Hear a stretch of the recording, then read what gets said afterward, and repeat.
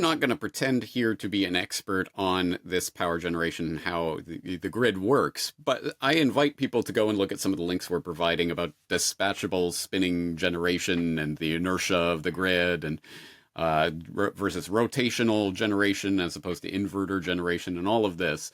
Long story short, from what I can surmise, as people might expect, when you go to the 100% renewable, hey guys, we're totally green now, people, I think, would expect, well, what about a cloudy day? Wouldn't that affect this? In this case, it was actually too much sun, apparently, too much energy dumping into the grids during the afternoon, midday sun, and they weren't able to adjust the grid in time for it to avert this blackout. So anyway, that actually makes it even worse for the net zero guys, because not only is there the problem of, hey, what if it's not a windy day? What if it's a cloudy day?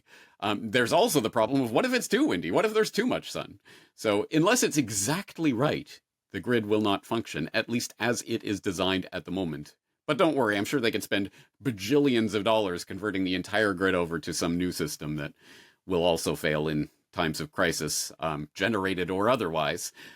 But maybe that's the point. And so I will refer back, not for the first time, not for the last time, to an editorial I wrote in 2021 entitled Absolute Zero, the Global Agenda Revealed, talking about a report from the UK Fires Group, which is an amalgamation of a bunch of researchers from a bunch of different upstanding universities like Oxford and Imperial College and all of the usual suspects, talking about, oh, net zero, come on, guys, that's weak sauce. We want absolute zero. Not like we can offset this here or there. No, like literally zero carbon generation. And they talk about how that's going to be made possible by, for example, all airports in the UK, except Heathrow, Glasgow, and Belfast, will close in the next decade, and all air traffic will cease by the year 2050. All existing forms of blast furnace production and all existing forms of cement production will be halted by the year 2050. All naval shipping will cease by the year 2050. All consumption of beef and lamb will cease by the year 2050.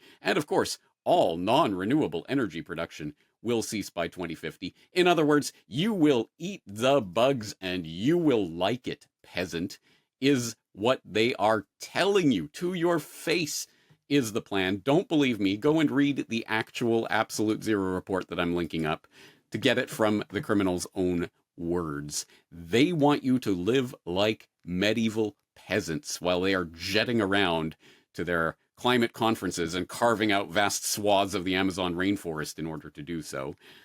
But let's not just leave this on the doom and gloom. There is, I suppose, there is a way that we can look at this as, at the very least, as you point out, you know, the time to get ready for this was not during the blackout, it was before the blackout. And for those people who were prepared and do have local communities that they have fostered of real human beings who can come together in times of crisis, those people just got an excellent test of what that looks like. And I will throw in this international reporter report that comes to me from a listener named Melanie.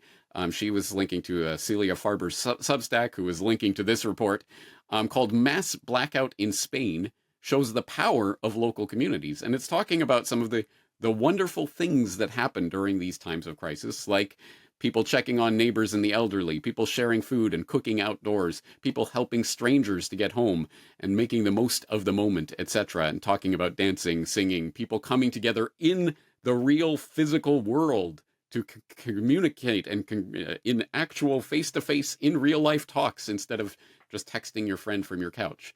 So there are some, at the very least, these moments of crisis can be a good reminder of what human community is and why it is important to maintain that as we go plunging off the cliff of this absolute zero agenda.